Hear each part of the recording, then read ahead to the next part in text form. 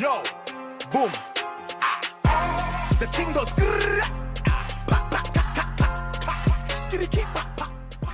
Assalamualaikum and a very good morning, afternoon or evening to whoever are watching this. We are going to raise an awareness regarding stress. So, what is stress?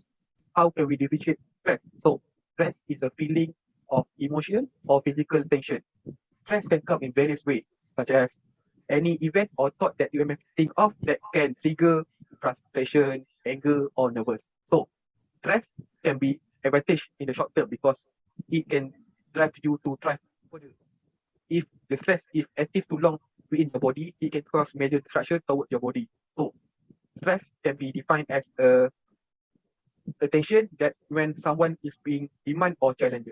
So, I will pass it to my fellow colleague to break down what is stress. Okay, when your brain sense stress, it will activate your autonomic nervous system. It will have a connection with your gut that can disturb your natural rhythmic contraction that move food through your gut, leading to irritable bowel syndrome that cause heartburn. Thinking about digestion, chronic stress will affect your waistline caused by increase in appetite. This can lead to chronic disease such as heart disease and insulin resistance.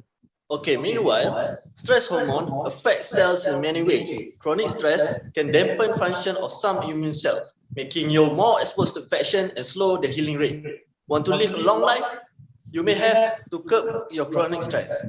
Chronic stress can sabotage your health by including acne, hair loss, sexual dysfunction, headache, muscle tension, difficulty in concentrating, fatigue, and also irritability.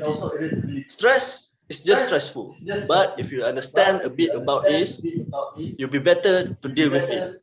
First, take a few deep breaths. Then, in fact, do that anytime you feel stressed. It helps. You should also understand that stress is a survival mechanism which can help you in many ways in your daily life. So stress causes your body to be on red alert. So you'll be able to think, remember, and learn less. So take a few more deep breaths because you know stress is a physical reaction and deep breathing can counteract those effects. So what more can you do? Here's some few tips. First, get plenty of exercise. Let out all those energy. Then get in control. Scope out the situation and now you know you're going to tackle it. Don't be stressed alone. Talk to someone. Socialize and have a laugh. You can't laugh and quit with the fear at the same time, right? So get down with nature, big or small scale. And if your mind won't stop worrying, get something else to do instead. So what does this all mean? Your life will always be filled with stressful situations. But what matters is your brain and your body and how you respond to it. So if you see those situations as challenges, you can control and master rather than threats that are immeasurable. You will be able to perform better in the short run and stay healthy in the long run. Thank you.